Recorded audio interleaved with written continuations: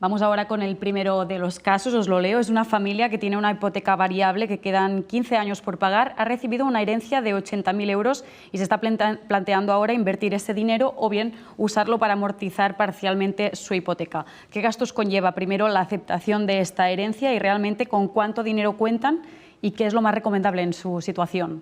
A ver, bueno, desglosamos la pregunta, ¿Qué gastos conlleva la aceptación de herencia? Lo primero que tenemos que mirar aquí un poco es la vecindad civil de la persona, del causante, porque a partir de ahí determinaremos cuál es la legislación que le aplica, ¿no? O sea, si el caso más típico, el más conocido para nosotros, es un vecino de Cataluña, por ende tiene vecindad catalana, por lo tanto, la legislación es la autonómica de Cataluña la que va a regir un poco el desenvolvimiento del acontecimiento sucesoral.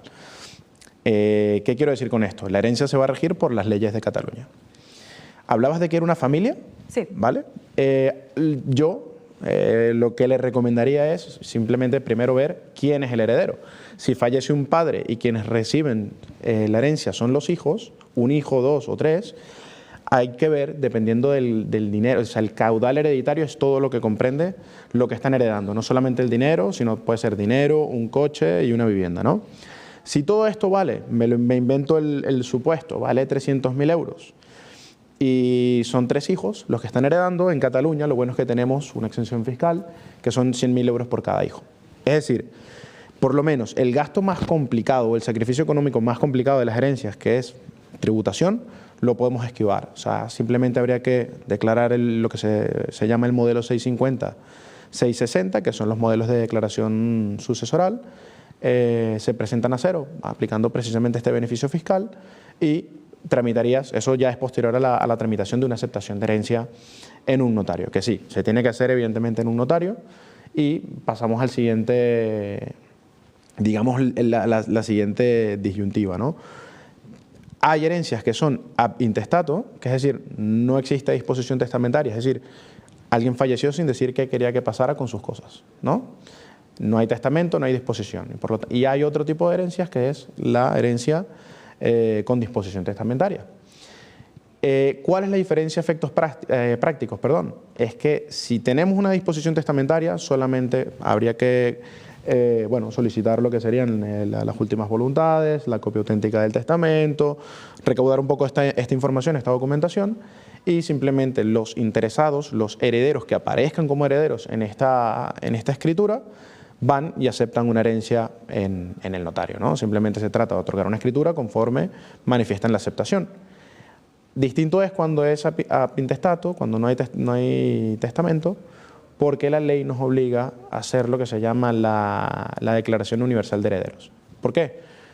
Hay un causante que es el fallecido, que digamos que falleció de manera sorpresiva, no le dio tiempo a hacer un testamento y, oye, ¿qué va a pasar con mis bienes? Pues mira, nos tendremos que regir por lo que dice el Código Civil catalán en sus disposiciones en relación al derecho de herencias, pero tenemos que hacer esta Declaración Universal de Herederos conforme un interesado dice, oye, aquí los herederos somos 3 y tiene que pasar un plazo de 20 días antes de que se acepte esa herencia y se inscriba en el registro. ¿Por qué? Porque lo tenemos que ver como un plazo de garantía, ¿no? Un plazo de a ver si aparece alguien.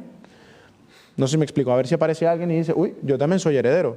De hecho, esto eran casos típicos como, por ejemplo, el de que ya está derogado el artículo, no sé si recuerdas, el artículo 28 de la ley hipotecaria, que era la conocida ley Cuba, que pasaba que no podías inscribir una herencia en el registro hasta que pasaran 2 años, puesto que podía aparecer, se decía así coloquialmente, porque podía aparecer un hijo que estaba en Cuba. Cuando un español se iba a Cuba, pues podía pasar, podía ser que no, que tuviera un hijo en Cuba, no estaba reconocido, pero este señor podía aparecerse en España y decir, yo también soy heredero. Entonces, tenemos que ver este plazo que estipula la ley como un plazo de garantía. Es decir, pasan 20 días desde el acta de declaración de herederos, se acepta una herencia, se inscribe en el registro y ya podemos disponer libremente de ese caudal hereditario, ¿vale? En el caso en concreto que estamos hablando, que pareciera que la herencia simplemente es dinero, son 20.000 euros. 80.000. 80.000. Si es un hijo, pues simplemente se acepta una herencia, se declara este modelo 650-660 a cero, porque tiene la exención fiscal en Cataluña, siempre y cuando no tenga un patrimonio preexistente de medio millón de euros. Y a partir de ahí, pues los gastos ya serían el notario, que es el otorgamiento de la escritura ante un notario. Impuestos no tienes, pero eventualmente a lo mejor que siempre es recomendable asesorarte con un especialista, un especialista en derecho de herencias o un fiscalista también al respecto, ¿no? Bueno, y después de la clase de Derecho de Sucesiones que nos ha hecho Javier, intentando, en la pregunta nos faltan algunos datos, pero concretando la pregunta, yo diría, faltan 15 años por pagar, nos falta ¿qué datos? Saber si tiene interés variable o interés fijo, uno, y nos gustaría saber, para contextualizar, cuál es la situación económica de la unidad familiar que recibe esta herencia, ¿vale? 15 años por pagar si el sistema de amortización, un sistema de amortización francés, el apartado todavía de intereses es muy importante respecto de lo que amortizas de capital, con lo cual, si es a tipo variable, puede ser interesante utilizar parcialmente o totalmente ese dinero para amortizar la hipoteca, que tampoco sabemos qué importe tiene la hipoteca, por lo tanto, ahí es otro interrogante que no tenemos hoy, ¿de acuerdo? Pero un poco intento dar las pistas. Y por otra parte, si es a tipo fijo, ¿no? Pues bueno, yo creo que en función del contexto económico de la renta familiar disponible, por lo tanto de los recursos que tiene la familia, pues a lo mejor puede destinar esos 80.000 pues a diversificar posibles inversiones en el ámbito inmobiliario o en el ámbito mobiliario, lo que considere más oportuno. Coincido, o sea, al final si tienes un capital y no tienes esa necesidad, digamos, absoluta, porque lo que él decía, oye, si tienes un tipo de interés fijo que no puede variar en la vida útil de la hipoteca y tú puedes asumir esas cuotas en el importe en el que están concedidas, yo te aconsejo que no te descapitalices liquidando una hipoteca cuando puedes destinar 80.000 euros a diversificar precisamente otra fuente de ingreso, ¿no? O sea, invertirlo y eventualmente tener, oye, un ingreso adicional en otro ámbito, no necesariamente tiene que ser en el inmobiliario. Vamos a ver ahora otro caso. En este caso es un joven de 30 años que tiene 20.000 euros de ahorros y ahora se quiere independizar y se está planteando dos opciones, si comprar o alquilar. No sé si hay una opción mejor que otra en su situación. Yo contesto la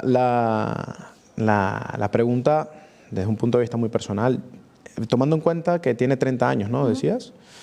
Tomar en cuenta que en Cataluña, si tú adquieres y tienes menos de 30, habría que ver cuánto declara de renta anual, porque si él tiene menos de 32, gana menos de 32.000 euros al año y cumple una serie de requisitos, es la adquisición de su primera vivienda, como bien decías aquí, y va a ser su vivienda habitual, tenemos que recordar, hay un elemento muy importante en relación al impuesto de transmisión patrimonial. Aquí cualquier persona que adquiere una vivienda tiene que tributar el 10%.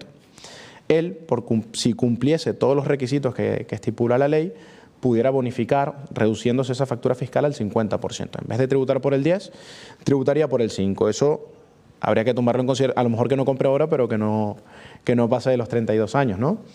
Eso sí tiene la capacidad de comprar. Lo otro es ver exactamente, tienes 20.000 euros. Tomar en consideración que los bancos suelen financiar el 80%, ya sea el valor de tasación o el valor declarado en la compraventa, ¿no? Tomar en consideración si realmente este capital lo vas a destinar a adquirir una vivienda que te encaja por sus características y tomar en consideración los gastos adicionales a la compraventa como tal, ¿no? Lo que decía el ITP, ¿no? Tomar en cuenta que comprar un piso no es pagar el precio, es pagar también los gastos, ¿vale? Entonces, por ejemplo, el comprador ha de liquidar los gastos del notario, de la compraventa. Cabe destacar que con la nueva ley hipotecaria, los gastos de la hipoteca los asume la entidad financiera, salvo la derivada de la primera copia de la escritura y eventualmente el gasto del informe de tasación, pero el resto de los gastos sí los paga el banco. Pero de la escritura de compraventa como tal sí tiene que asumir los gastos del notario, de hecho tiene la elección al notario y por ende tiene que liquidar. O sea, la recomendación es, para mí, si tiene la capacidad, le encaja un piso por características y tiene los fondos para asumir precisamente, para cometer los gastos de esta compraventa, mi recomendación es que compre, sobre todo porque prefiero liquidar una hipoteca, destinarlo a la adquisición de mi vivienda, que eventualmente la puedo vender y retornar el capital que invertí, antes que liquidarlo a una renta de alquiler que yo no la voy a volver a ver. Estoy pagando por poseer, por utilizar una vivienda y no por comprarla. ¿Coincides? Nada que añadir. Perfecto, pues ahora terminamos así esta sección y vamos a ver otra sección donde vamos a ver los vídeos más virales del sector.